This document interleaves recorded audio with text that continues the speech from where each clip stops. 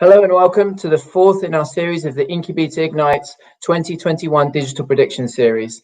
In the first three series, we've met with Jessica in Europe, with John in the US, and Lani in Australia. And today I'm delighted to welcome Jade Arenstein from South Africa, who is our Head of Data Strategy and Analytics. I'm delighted to welcome Jade and pick up on your predictions that were written in our Incubeta Ignite series at the end of last year. So Jade, welcome. Thank you for joining us. Thank you so much, Luke, and thanks for having me. It's really great to be part of the prediction series. You're welcome. So let's get straight in, Jade. You wrote a really good passage on your predictions for the year ahead, but that would have been somewhat predicated on the surprises that you saw in 2020, pandemic aside. What were your biggest surprises in the past year, and what are your biggest predictions for the year ahead? So I think 2020 was the year of surprises. I think it caught us all off guard. I don't think anyone predicted anything that happened within 2020. But from an analytics perspective, I think there's been so many shifts and changes. There's been some big announcements from Facebook, from Google.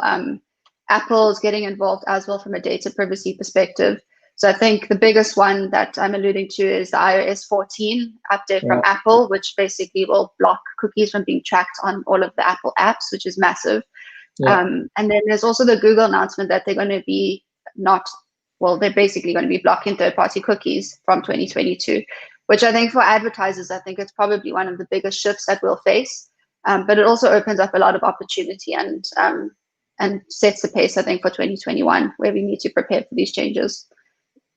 So really interesting, and you've called out the Chrome changes are planned for 2022. I don't think we know yet the precise timing of that.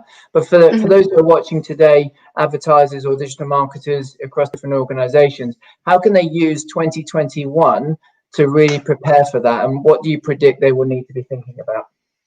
So I think first-party data and a client's CRM data is going to become key. I think everyone is sitting on a huge amount of data, big businesses and small. And I think it's about starting to tap into the data that everyone is sitting on and finding the best ways to utilize it.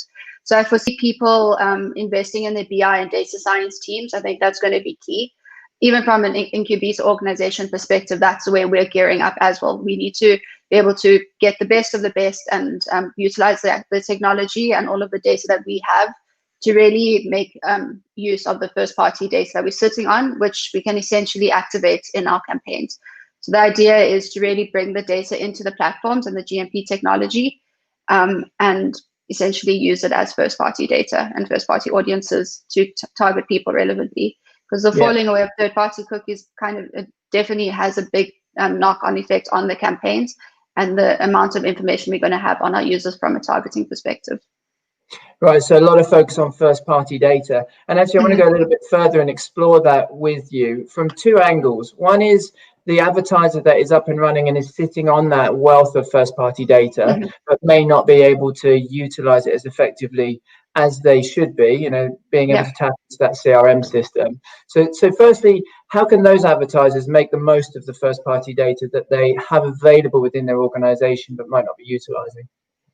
So I think the first step is to find out what they're actually sitting on. So I think a lot of organizations have quite a big split between their marketing teams and their data science teams. And I think a key move in 2021 will be bridging the gap between the two. So we basically need to get those two teams speaking. And from a consultancy perspective, that is a huge focus for us. It is very difficult to bridge the gap because often marketing people don't necessarily have the data lingo and vice versa. So it's going to become more and more key. And I think previously it's become as focused, but I think this year specifically is going to be the year of that. So we're basically going to have to work with organizations to do that. And then once you've figured out what it is, we need to figure out how to automatically ingest it into the platforms and which platforms we use which data when. And obviously user privacy is the crux of all of this, and it's the reason for all of this. So we need to be able to keep that in mind and respect that. So we need to essentially get the data that is going to be relevant for our campaigns and keep it at that. But yeah, there's definitely a lot of work to be done. And there's lots of different ways of ingesting this data and different solutions that different clients can use as well. So actually that will lead into my second question. But in summary, you're saying that there's almost a people-centric approach, which is organizational change, getting different teams talking to each other and understanding the importance of doing so. And then there's the technological change that businesses need to embrace.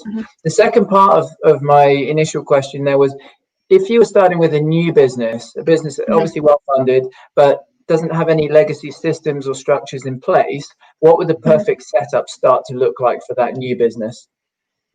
So I definitely say they need to harness their websites. I think that's probably the ideal situation, is to be able to start from scratch. I think we're working with a lot of legacy businesses and some of the biggest brands globally. And a lot of them have gotten it right, but a lot of people still have a long way to go in harnessing the power of their websites and harnessing the data collection that can happen on a website. So there's so many things that you could be asking users and getting information from your website. And I think with all of this, website's going to become key. That's going to be the go-to of where you're going to get your data. Your website's going to have to generate that data for you. So a lot of websites are going to have to build in the functionality of allowing users to log in, because that's essentially the one way of linking a user online to an offline system. So we need to get that right for our users. Generating the user ID and using the Google Client ID as well is quite key as to tie back to the CRM. So there's lots of different things that you can do from a technology perspective. But I think first would be making sure that your website has the ability to capture data, and from a tracking perspective, that you're able to track what you are collecting. And there's different ways of getting around it if your website isn't currently set up for it. But building a website from scratch, I think, is probably the dream for 2021, in that you can really harness that data collection.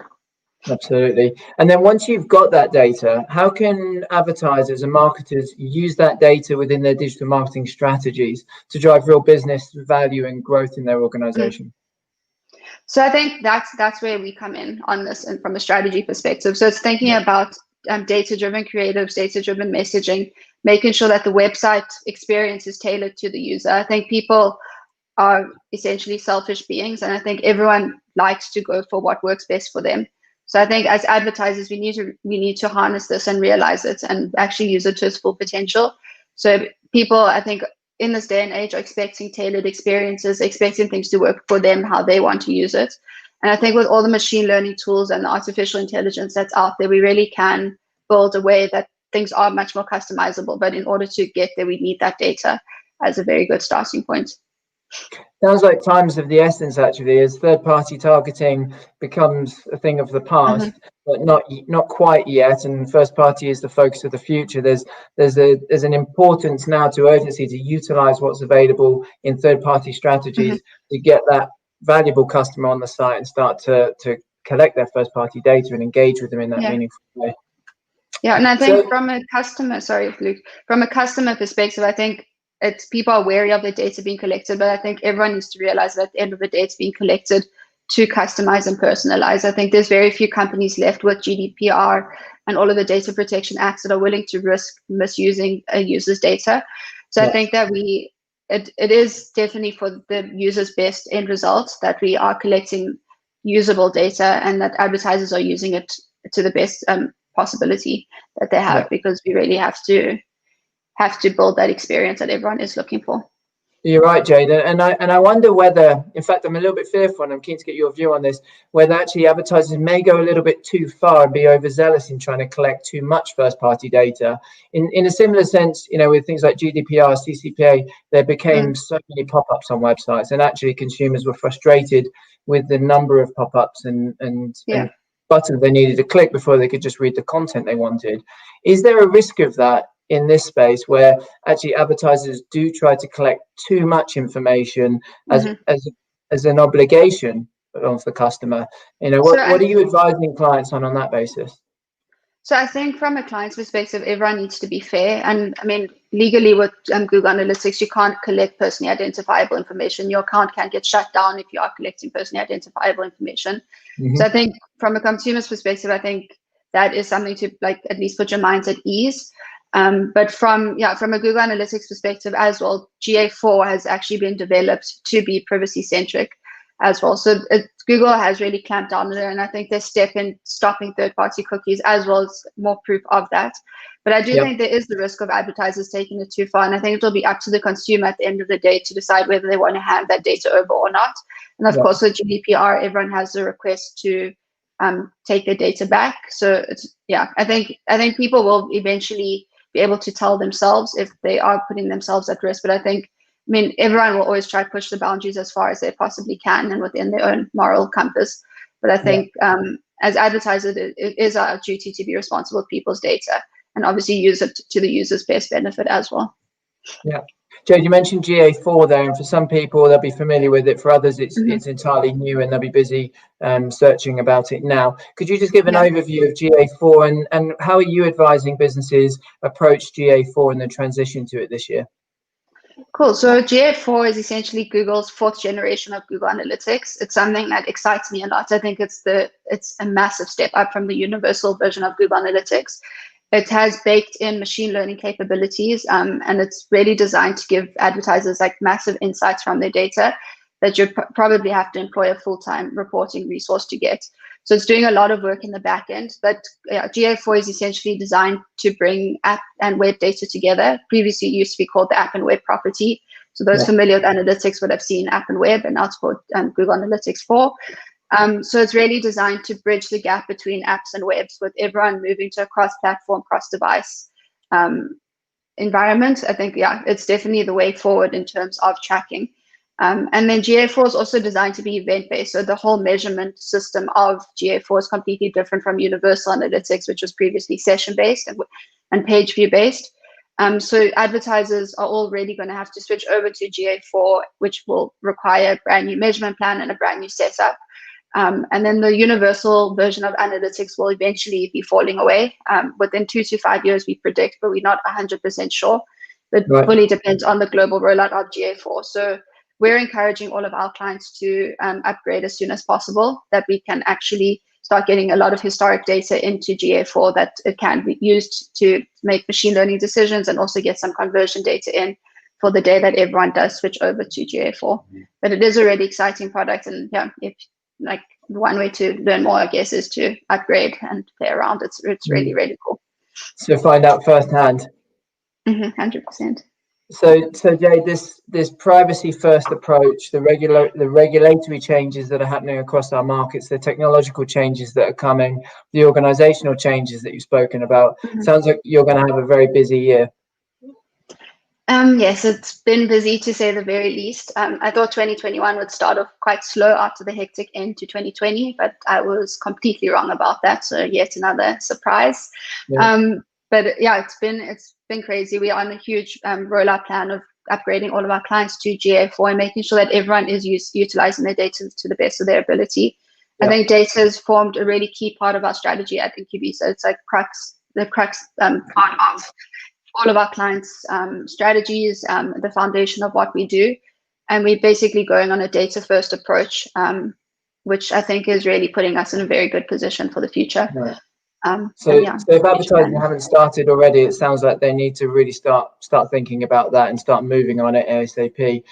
Just in closing, Jade, looking ahead through the rest of the year, what are you most looking forward to about 2021? I mean, on a personal level, I'm looking forward to things stabilizing. I think it's been quite a rough few months for a lot of people. I think being in digital, I don't think we realize how fortunate we really are to maintain our jobs and to have careers that are actually blossoming within this pandemic. But I do think a lot of people have suffered. And I think that once things start to normalize, there's hopefully going to be quite a boom in the economy. But from a digital perspective, I think it's going to be the year of change. I think the data first approach that I believe in so strongly, I think it's going to come to fruition this year.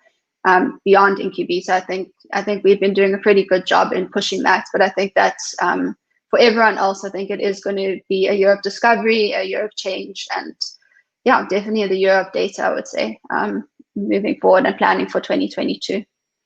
So we're completely aligned. I believe there's a good recovery ahead, and that's going to be exciting. And that big focus on data is definitely something to look forward to, and lots of improvements will come with that. So, Jade, thank you very much for sharing your perspective with us, and also for sharing that gratitude of our position in digital. Definitely want to echo that as well. So thanks everybody for, again, thanks, Jade. And thanks everybody for joining us for this 4th in this series of the Incubeta Ignite's 2021 Digital Prediction Series. The 5th and final session in this series will come via our team in Asia, in Singapore, and I look forward to welcoming them and hearing what they've got to predict for the year ahead. But for now, thank you very much for joining us, and see you next time.